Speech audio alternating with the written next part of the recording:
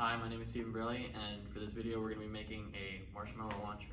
So you're going to take your PVC pipes and you're going to assemble them pretty much any way you want, as long as you can shoot the marshmallow.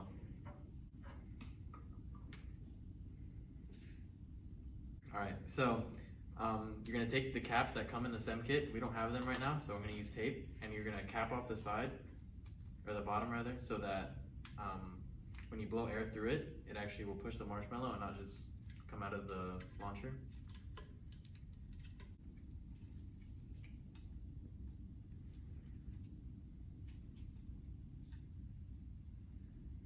Because we don't have marshmallows, we're going to take these pom-poms, we're going to load it in the front of the launcher, and then when you blow through this hole, well, shoot out.